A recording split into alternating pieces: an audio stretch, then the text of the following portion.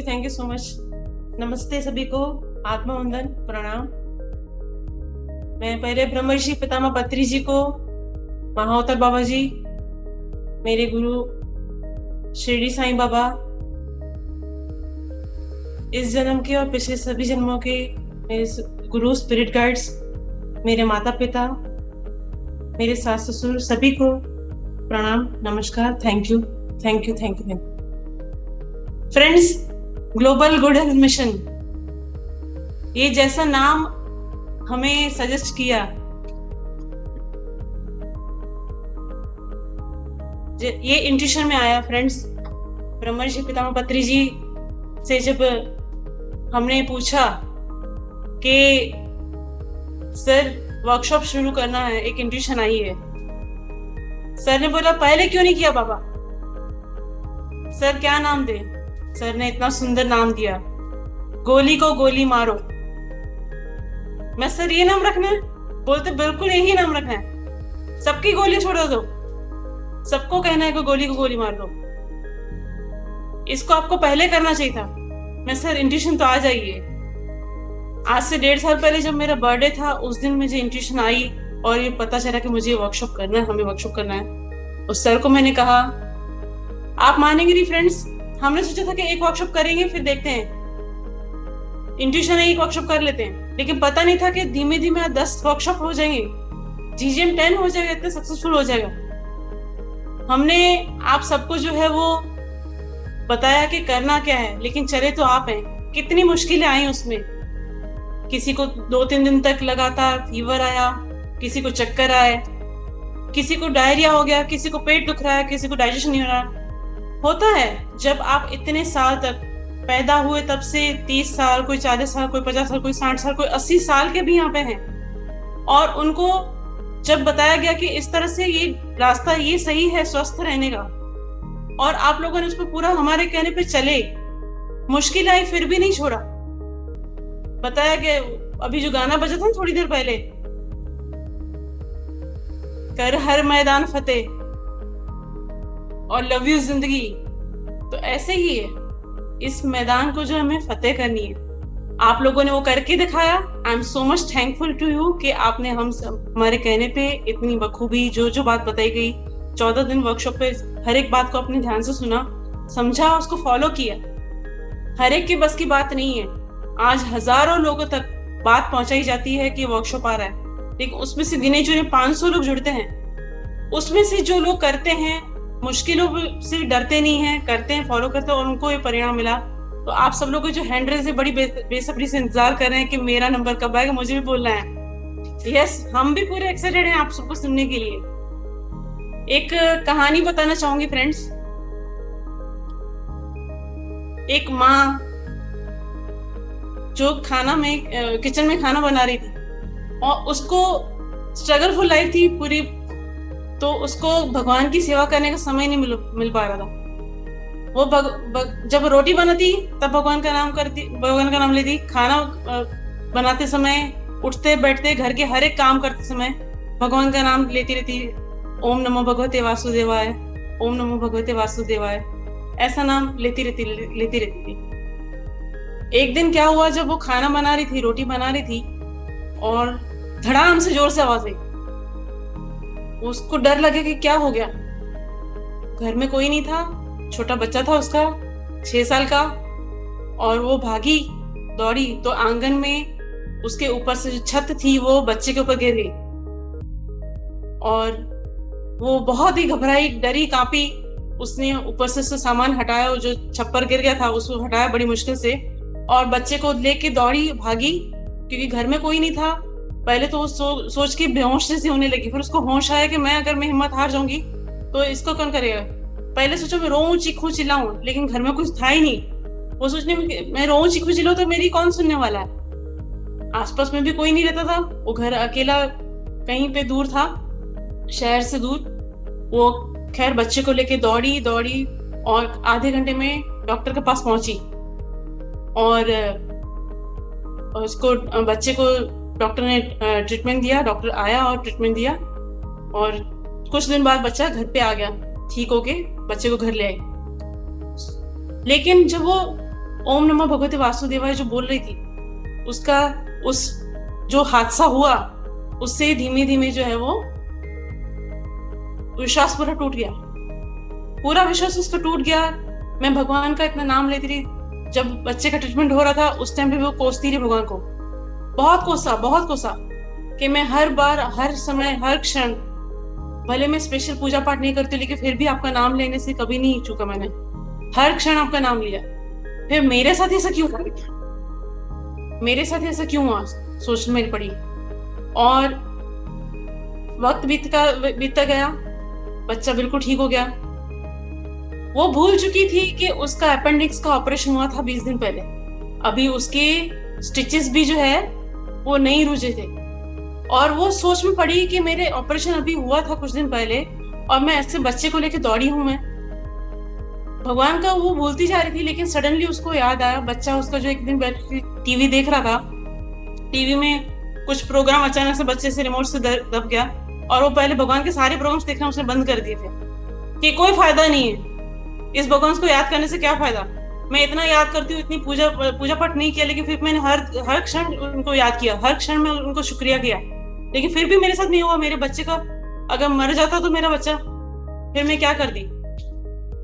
लेकिन वो उसको फिर याद आया कि मेरा ऑपरेशन हुआ था, मेरे टांके में भी अभी जो है वो पूरी तरह से उसमें नहीं आई थी, उसमें हीलिंग नहीं हुई थी, फिर भी जो है मैं इतने 20 किलो के 22 किलो के बच्चे को मैं लेके दौड़ी हूँ हॉस्पिटल में।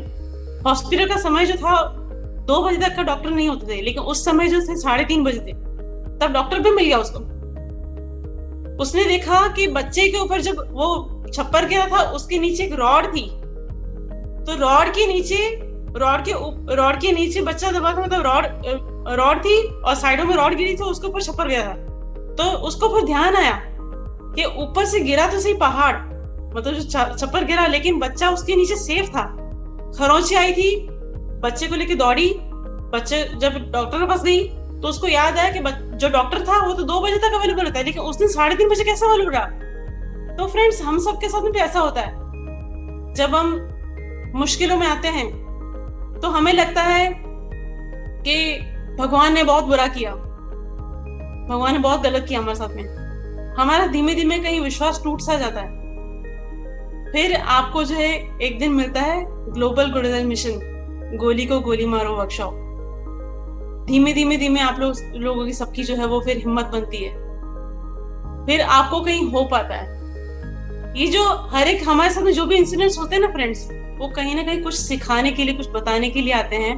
और हमें उसने लापरवाही की थी, उसको इंट्यूशन आई थी कि मेरे घर का जो छपरा है उसको रिपेयर कराने की जरूरत है, उसने नहीं करवाया।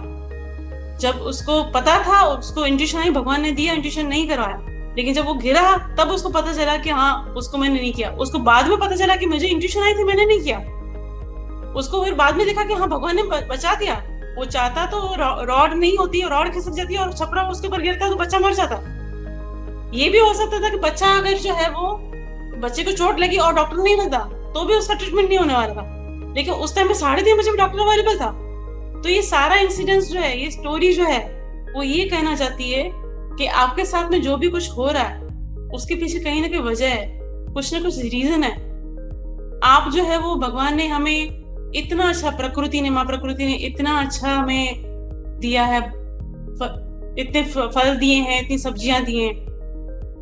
बचपन से हमें सिखाया गया माँ बाप ने कि खाने में, भोजन में शक्ति है, खाया खूब खाया। जब हम पैदा हुए थे तब तो हम बीमार नहीं थे, तब तो हम बिल्कुल स्वस्थ थे, हमारे सारे ऑर्गन्स काम कर रहे थे। लेकिन फिर क्या हुआ, खाते गए क्योंकि हमने सोचा कि खाने में बहुत ताकत है। फिर उल्टी दिशा दौड़ी, खूब खाया, बाहर का चलन यहाँ पे आया, बर्गर, पिज्जा। फ्रेंड्स, मैं आप सबसे रिक्वेस्ट करती हूँ, हाथ जोड़ के रिक्वेस्ट करती हूँ, प्लीज ये सब बंद कर दीजिए। अभी आजकल न्यूज में भी कितना आ रहा है कि एक 18 साल के बच्चे को भी जो हार्ट अटैक आया, छोटे बच्चों को। अभी रिसेंट में मैंने कुछ सुना, 12 साल के बच्चे को भी हार्ट अटैक आया। तो ये ऐसा क्यों हो रहा है? हम लोगों ने बच्चों को गलत पढ़ाई पढ़ाई है। पहले तो हमने खुद गलत पढ़ाई पढ़ी, पेरेंट्स से, स्कूल्स में, हमारी सोसाइटी में, हर जगह देखा कि खाने में ताकत, खूब खाओ। हमारे पास में कई सारे सवाल आते हैं, मेरा बच्चा जो बहुत कमजोर है, मेरा बच्चा कुछ खा नहीं रहा, हम बच्चे को खूब चाहते कि खाए, मत खिलाओ, कोई बात नहीं, अपने आप समय आएगा वो खाएगा। लेकिन हमने उसको बच्चे को फोर्स किया। मैंने खुद यहाँ पे देखा है, जब मेरी बिटिया पैदा हुई उस समय पे 3 बच्चे और पैदा हुए थे उन्हीं समय मेरी सोसाइटी के अंदर, और तीनों लड़कियां, और ये चौथी मेरी हिमांगी लड़की। मेरी हिमांगी भी जो थोड़ी बड़ी हुई तो नहीं खाती थी, लेकिन मैं उसको फोर्स नहीं करती थी, उस जूस पीती थी, जूस पिलाती थी, फल खाती थी, फल खिलाती थी। लेकिन वहां पे मैं देखती थी 6 महीने का बच्चा भी हुआ नहीं है, उसको दाल चावल बना के खिलाया जा रहा है, उसको मिर्चों वाला खिलाया जा रहा है। बोलते बच्चे को स्वाद अभी डेवलप हो रहा है इसलिए हम खिला रहे हैं। मैंने बोला क्यों खिला रहे हो? बोलते खिलाना जरूरी है। एक माँ जो इतने मतलब जो मैंने देखा इतनी बेरहमी से खिला सकती, मैंने पहली बार नोटिस किया। 2 टांगों के बीच में बच्चे को ठूस ठूस के चम्मच से ठूस ठूस खिला रही है ताकि बच्चे का टेस्ट डेवलप हो। अरे बच्चे का जब समय आएगा तो खा लेगा, क्या हुआ इसमें, क्या हुआ, क्यों क्यों चिंता वाली बात है? नहीं, लेकिन उनका कहना है कि हम टेस्ट डेवलप करना चाहते हैं। जब उसका समय आएगा 12 महीने के बाद जब होता है तब बच्चे का टेस्ट डेवलप होता है, तब धीमे धीमे खाना शुरू करता है। मिर्चों वाला खिला रहे हैं क्योंकि घर में वो खुद खा रहे हैं मिर्चें, इससे बच्चों को खिला रहे हैं ताकि बच्चे के लिए अलग से मेहनत ना करनी पड़े।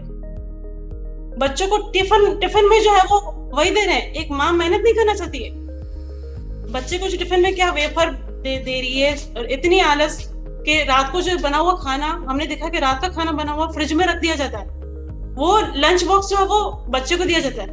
अरे उठ लो, उठ जाओ थोड़ी देर के लिए, थोड़ा पहले उठ जाओ, बच्चे के लिए मेहनत करो। क्यों हम ऐसा चाहते हैं कि हम अस्पताल में जाके मेहनत करेंगे? क्यों अपने परिवार के लिए हम मेहनत नहीं कर सकते हैं?